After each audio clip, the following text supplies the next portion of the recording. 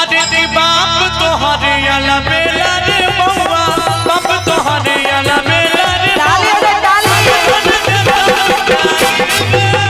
बाप तो हरे अला बेला रे बउआ सवधन देखल जाई रे बाप तो हरे अला बेला रे बउआ सवधन देखल जाई रे बाप तो हरे अला बेला रे बउआ।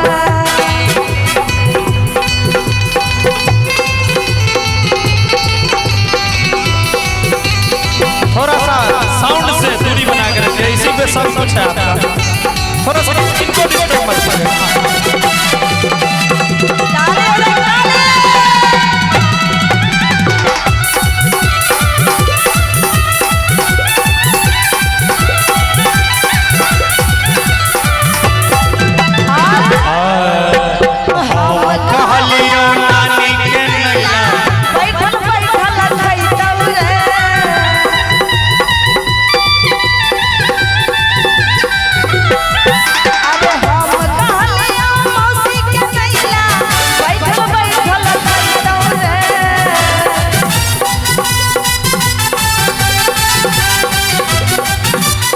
कहलियो नानी के नैला बैठल बैठल खैतौ रे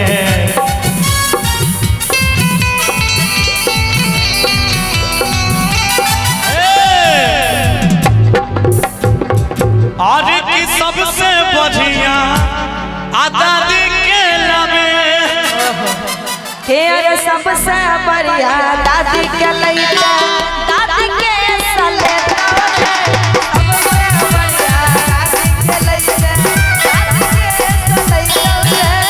सबसे बढ़िया दादी के दादी के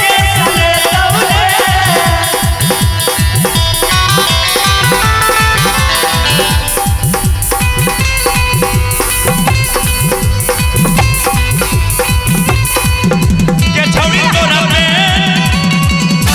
पढ़े ना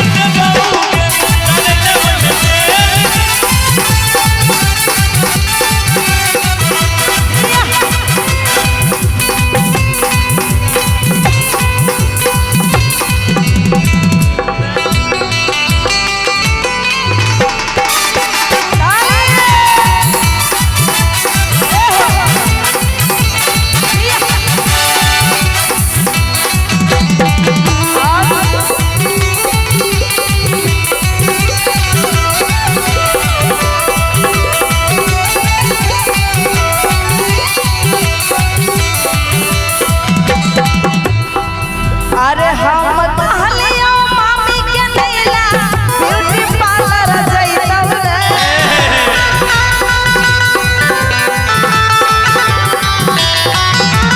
कहलियो मामी के नैला मामी गाल फूले रे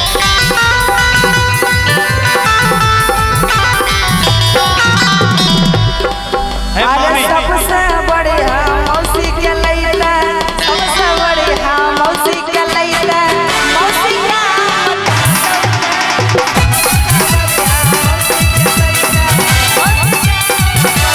सबसे बढ़िया मौसी के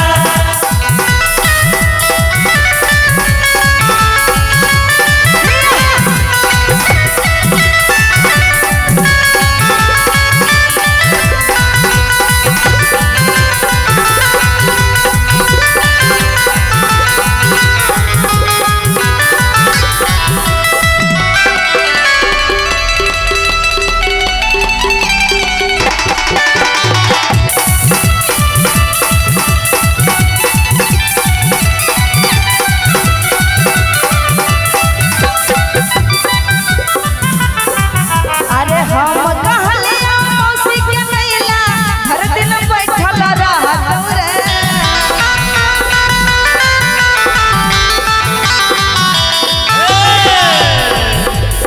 एक मिनट। अच्छा तोरा तो मौसी यार पसंद होता है जी जरूर यहाँ पर शर्मा रहे मौसी पसंद होता तब ना मुस्काबै छो। अच्छा ले ले कि हम कहलियो अरे मौसी के नैला।